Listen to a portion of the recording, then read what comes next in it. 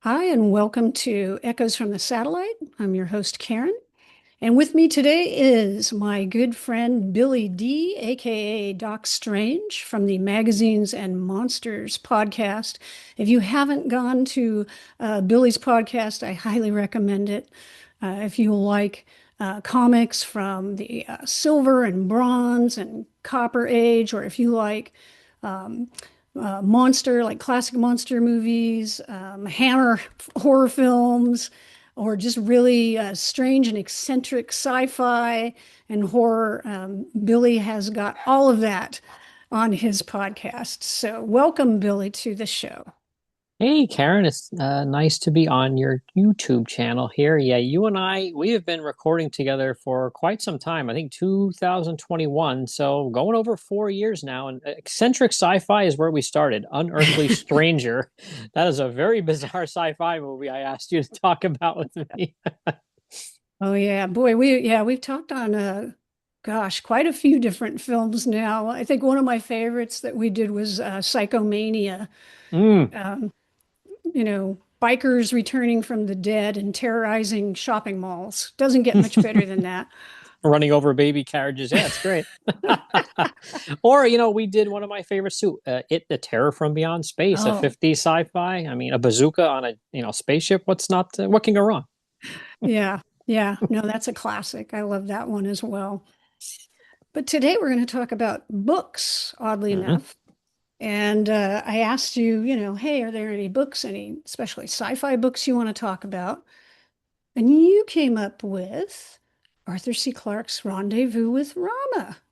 Yes. I love the sci-fi masterworks versions. That's such a nice cover. That's the Gosh. version I have of Do Androids Dream of Electric Sheep too. If I see those, I can see those sometimes for like $8. I grab them. I Yeah. just, that is such a deal. They're such nice books. I only have a couple of those, but yeah, I'm always on the lookout for those because they're just so beautiful. The covers are so nice. So let me ask you, well, first for the listeners, because not everybody's going to be familiar with Rendezvous with Rama. So this is by Arthur C. Clarke. Arthur C. Clarke, um, probably most prolific, I guess, in the 60s and 70s, might be best known to a lot of people as the guy who essentially wrote 2001: A Space Odyssey. There's a lot in there that Kubrick did, a lot that Clarke did or maybe inspired. But he also was a very prolific sci-fi writer from the 50s on up, considered a hard science fiction guy. And some of his other books that he wrote were like Childhood's End. Did a lot of short story collections. I've got a couple of those, but considered a grand master. And he won the Nebula and the Hugo Award for Rendezvous with Rama. And this was published in 1973. I know there were three sequels. I've never read the sequels. And this was actually the first time I read this book. Was it the Hmm. same for you?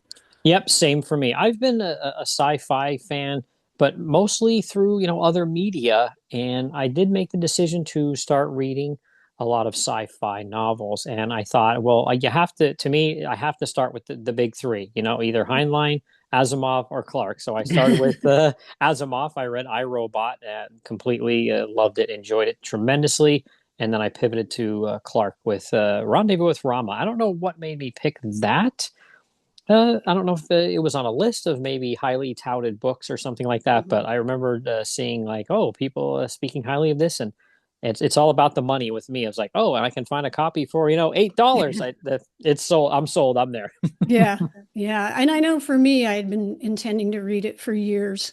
And just it was just one of those things like, well, yeah, I'll get around to it eventually. So he kind of gave me the reason to finally read it.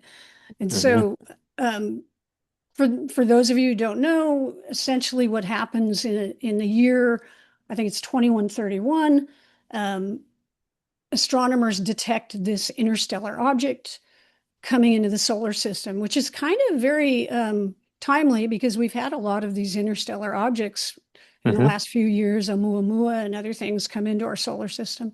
So they detect this thing coming into our solar system, and the nearest ship spaceship is sent to investigate it, the Endeavor, and they discover it's this enormous cylinder. It's like, I had to write this down, 31 miles long and 12 miles in diameter. Wow. Yeah, it's huge. So they know that it's constructed and it's not a natural object. And so in the course of the novel, the astronauts in the ship go inside and begin exploring this gigantic cylinder. I had to actually go online and look up, drawings or artwork people had done of what the Yeah. inside, because sometimes I was like, wait, what does that look like? Or Hmm. Clarke is very descriptive about what's inside. It's almost like a travelogue, Yeah. Hmm. you know. And so the astronauts go in and they explore and they have adventures. And I don't, we can go into more detail in discussion, but yeah, essentially, I think Clarke had this big idea like, oh, what would a gigantic spaceship be like? And then he kind of described the whole thing. Hmm.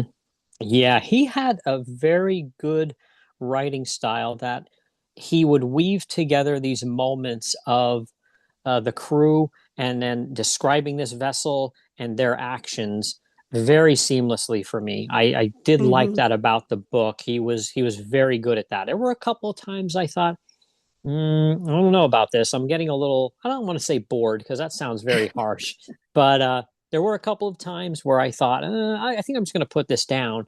And only a few hours or the next day, and I would pick it up again. I always Hmm. wanted to pick it up and keep going with it, even if it was a little stagnant, maybe with some of the, it measures this long. It's just like you said, I had to even look up some pictures too, because I thought, I can't even imagine this. Like, I don't have that kind of brain. I know some people do that are just like, they can hear something described and they can make this mental picture of it. But I'm not one of those people, unfortunately. So I just quick Google search and, oh, okay, this is what it would, roughly look like. And it was just, I just thought he really, I mean, they talk about it like when you read about him being, a futurist. I think Right. he really had a brain for things that were going to come down the road for sure. Yeah. Yeah. He could, as an engineer, he could envision how these things would be constructed and all the constraints and, what would happen.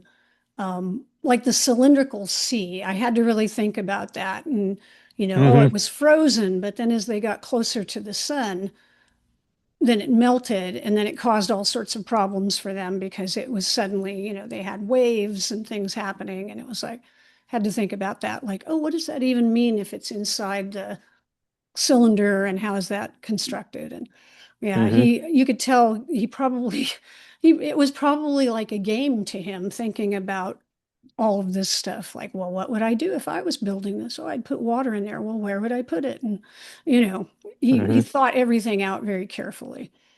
Yeah, he did. He was, and it's a very much, it's sci-fi for sure, but it's very heavy on the adventure.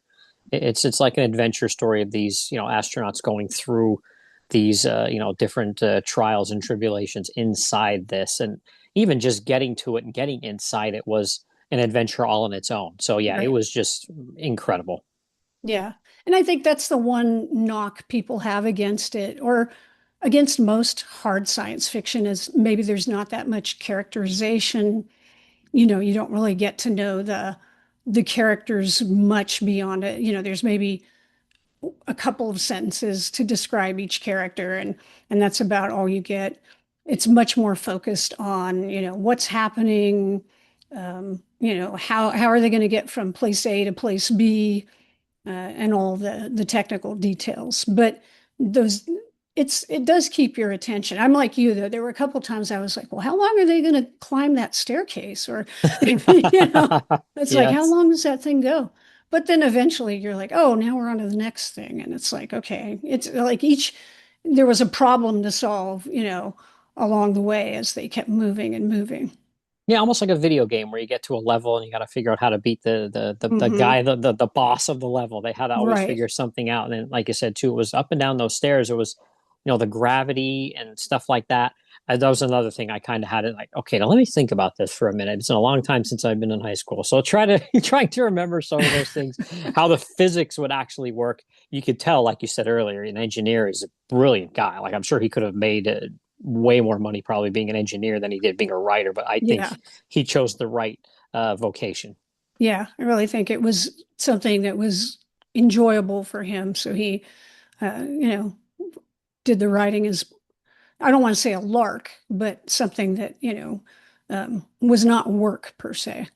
Yeah, and he did, like you were saying too about the characterization. This the skipper, he got a lot of the airtime, I guess we could say, in the book, and not too many other people did. Like you said, a few descriptors here and there, a Hmm. few lines here and there.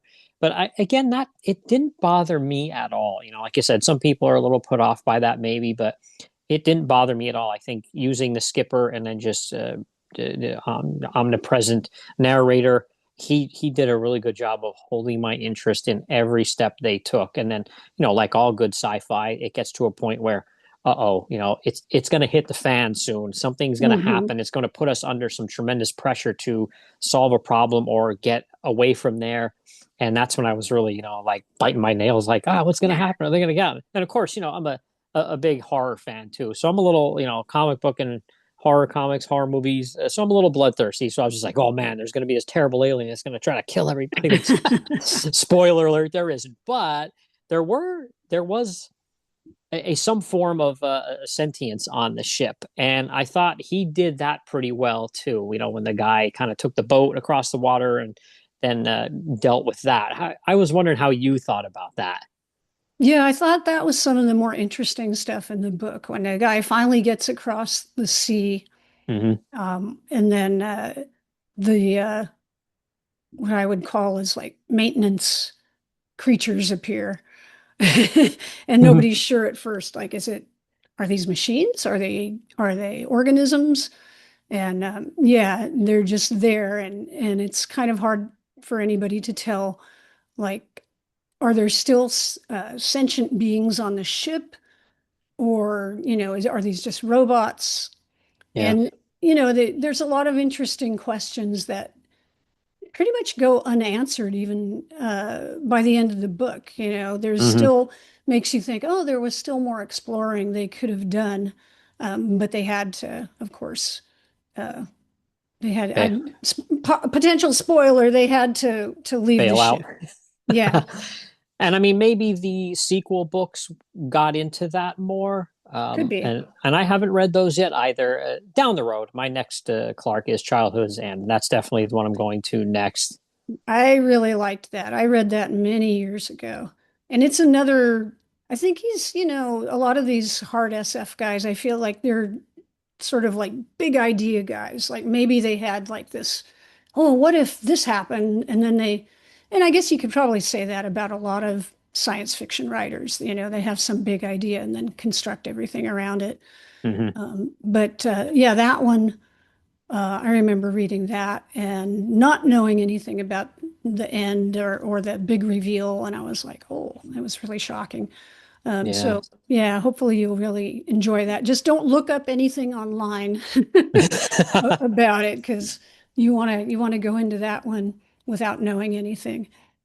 Yeah, the Clarke, this novel, the back of it too was just like if you read the back of that with the descriptor for the story, I don't even if you're mildly interested in sci-fi, I don't know how you couldn't pick that book up. It's very engaging to me. But Mhm. and then I mean, even back to the story, I was wondering what your thoughts were too on when for as soon as they got inside this, they were looking through, I guess, a telescope or something like that, and they could see a far off city. And it took days or weeks or however long to eventually get to the city. And then they get to the city, and how they describe the buildings being like I don't know if I want to say a metallic substance or a concrete type substance, but like no windows and doors, and like, well, how do you get in there? I Right, thought that was really interesting too. What about right. you?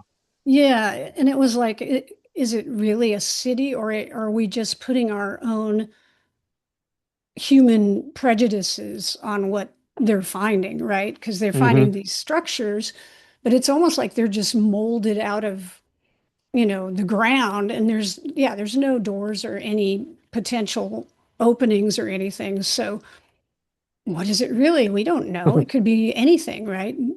Aliens built it. They're not human, so we don't know what it is. I Hmm. mean, eventually they get into another space and find some interesting things. Hmm. But yeah, that's towards the end of the book, and then they don't really have time to explore it any further. But yeah, there's a lot of things like that I think that Clarke does where I think the intent is to say that aliens could be very different from us, and we possibly would not understand their you know their intent or their or what they do. Um, but it's also just cool because it's mysterious and we don't we don't know Yeah. what's happening, right? Yeah.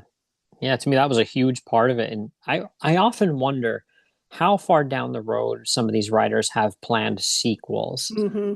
Because I feel like this something like this, it could have been a one and done, and I would have no problem with it at all. There's okay with leaving some things that are a little more mysterious and up to your own imagination. That's fine with me. But I feel like some of the things that were left unanswered here. Again, I haven't read the sequels, but I'm wondering if he gets into that more because there's definitely something more to be said about that. One thing, well, he would drop a number of things into the story, but they never necessarily got built up more, like the super intelligent chimps. Mm. Like he described how, oh, for the menial tasks on the ship, they had these super intelligent chimps who were not of like normal human intelligence, but smarter than regular chimps.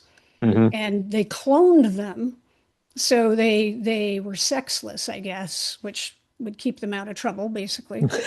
And but they would do all these tasks and stuff, and they kept saying, or they said stuff about like, oh, the commander really liked this one, and you know, he felt like they could do more and stuff. And I thought, oh, does that mean like later on in the book something's going to happen and they're going to have to rely on the chimps? Hmm. But we never saw him again. Nothing ever happened with him again. I was like, maybe he thought at first he was going to use them, and then he just later on decided not to, or I don't know. And it was like, oh, okay.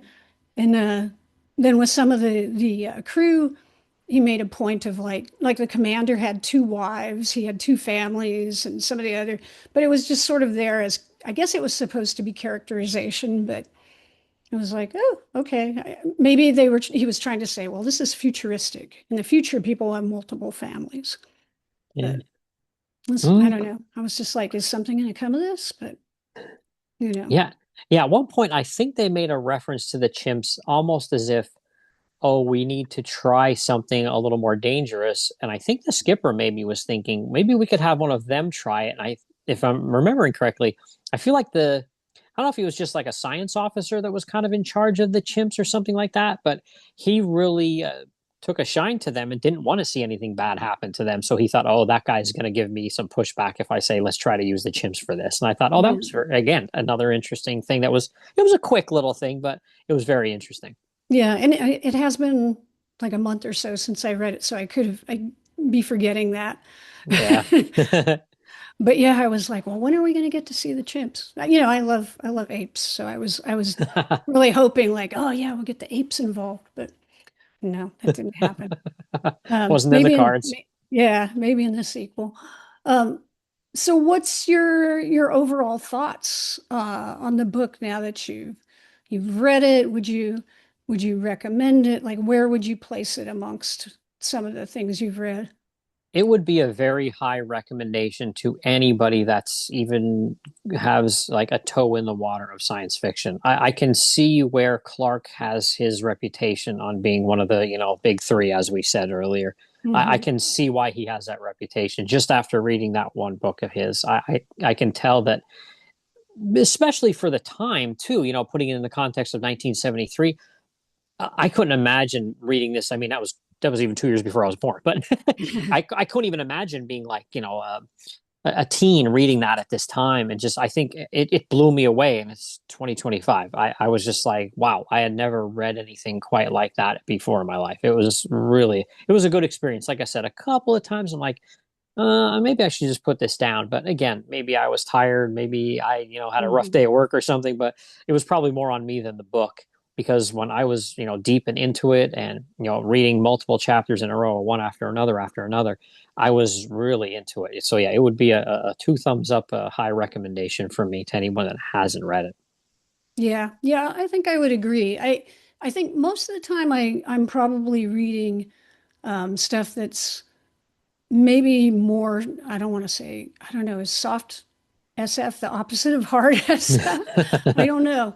I guess I don't gravitate towards the hard stuff as much, but I did enjoy the book and I did think it was really interesting. It's one of those things where you start reading it and you start thinking about it and like, oh, how would you do that? Or how would you get across that thing? Or how would, so sort of like you were saying, Billy, like a video game almost. You start trying to figure out how you would like get through it yourself. Hmm. So yeah, I would say it's a good SF book and a good recommendation for somebody, especially if they want to read some, classic science fiction. I think it would be a good one to go with. Hmm. Um, so yeah, I'm glad we had the chance to pick that one up. And one of the funny things, I don't know if you might have come across this just reading around, but I guess Morgan Freeman, the actor Morgan Freeman, has had the rights to make a film of this for years. And Hmm. it just keeps kind of, I don't know, they get some people interested and then it kind of falls apart and then just keeps, going around and around. So, I mean, I think it would make a really great film, but Hmm. I don't Yeah. know if it'll happen. Yeah, if they had the right people behind it, I think it would be a really good film. I mean, it would be interesting to see how they would fit everything from that novel. Like, well, obviously they couldn't fit everything, but the really good points and parts of the novel into a film. Obviously films these days, some of them are 2.5, 3 hours. So Yeah. I don't know. It would be interesting to see, but I feel like, just about every film, even some of the ones that fail at the box office, I feel like sometimes it's just not the right person behind it. The person Mhm. behind it isn't really attached to the material or in love with the material. Because when somebody is, I feel like they put something out there, and it might not even be something that's super popular at the time, but it gains momentum over the years, becomes like a cult classic or something that, again, it might not make a ton of money initially in a movie, but then over time, people start to realize, hey, this really was good. I should have gone to see this or something like that. It's just, I think it would make a good movie, and I did read about how people have been trying, and it goes back and forth, and just like I said, that to me sounds like that the right person hasn't gotten behind it yet, that's actually fine to me. Mhm. If it's not the right person behind it, please don't make it because Yeah. it'll end up losing money, and then I just feel like when that happens, somebody's going to put out this serious sci-fi movie, and then the right person isn't behind it, and it just kind of tanks, and then people are just like, see, that sci-fi stuff's no good, and I'm like, no, but it really is. I want to grab somebody and shake them and be like, no, no, listen, I'm telling you, it's great. Yeah. Yeah. I know. I feel like, well, one of my bugaboos was Starship Troopers Mm. because, I read that when I was a kid. And when they said they were going to make the movie version, I was thinking, oh, the armored suits and all the stuff. And then they went a completely different direction with the, satire and everything. And so it Yeah. still bugs me. Um, But yeah, it would be great to get a film version that was, high quality and really good cast and, you know. But we'll Yeah. see. We'll see. I think it could still happen. Yeah, fingers crossed. Yeah. So what are you reading right now? Well, there are two books I'm about halfway through right now, and one of them is after listening to an episode of Planet 8, you and the boys talking about the different film adaptations of The Island of Dr. Moreau. Oh, And I'm halfway very through good. that and having a blast with that. It's really good. I should never do two books at the same time, but I am. I don't know. I'm crazy, I guess. But that having a blast with that, and then I think earlier I had mentioned one of the other sci-fi masterworks. It's Philip K. Dick's "Do Androids Dream of Electric Sheep," Hmm. and I'm reading that, and that to me is a little bit of a slow burn, but it's starting to pick up halfway through, and I'm really liking that one too. Cool. Yeah, I've read only a few books by Dick, and I feel like, yeah, it kind of takes a little while to get going with him. And that's another author that I probably need to read a little bit more by. But Moreau, yeah, I was surprised how much I enjoyed Island of Dr. Moreau. That was a really good read. And, sometimes when you read stuff that's written, sort of turn of the century or whatever, you worry that maybe the language is not going to be very accessible. But I thought it just flowed. I thought it was a really good read. Hmm. Yeah, Yeah. I'm glad you're enjoying that. Um, well, I'm reading, did I have it right here? I picked up this book by Roger Zelazny. Okay. Um, I used to read a lot of Zelazny when I was in my teens and 20s, and I haven't read much in the intervening decades. So I thought I'd see, does it still hold up? So we'll see what happens. I'm Mm. about 30 pages in, and it's interesting. It's a guy in the future who erases his identity from the world computer banks and becomes sort of a secret agent. So Cool. That yeah, sounds good. Yeah. it's a page turner, but seems like every 5 pages somebody's lighting up a cigarette, which doesn't seem very futuristic. So I don't know. Seems like a movie from the 40s. Exactly. It's like, oh, really? Are we going to be smoking 1,000 or 100 years from now? But who Well, knows? I'll be honest, I don't see a lot of people smoking around anymore where I live and work, which is kind of nice. I did just go on a trip to Italy, and I feel like they hand out cigarettes like for free over there. I Everybody was smoking over there. I did notice that when I was in Italy as well. So I guess it's just a cultural thing. Yep. Some places no, and some places yes. So Yeah, right on the street there was a cigarette vending machine. I thought, holy moly. I know it's like, when was the last time you saw one of those in the States, right? Oh, when I was a kid, they'd have those ones where you pulled the knob and it would come out when you put your money in. Yep, yep. Yeah, that's too funny. Mm, wild. Well, my friend, it's been great having you on the show, Hmm. and I'm sure we'll have to do this again. We'll find some other books to talk about. But is there anything you want to say? How about where can people find you on all of the interwebs? Yeah, if you go to most of the internet sites, the social medias, you can find me floating around Billy D or magazines and monsters. You just search any of that stuff, you'll find it. Same thing with the podcast apps. Just put in magazines and monsters, it'll pop right up. Awesome. Well, thanks so much, Billy. It was great having you on. And everybody out there, thanks for viewing. I appreciate all the comments and the views that you guys have been doing. And I just want to say stay safe, stay strong, and we'll see you again next time. Thanks, Karen.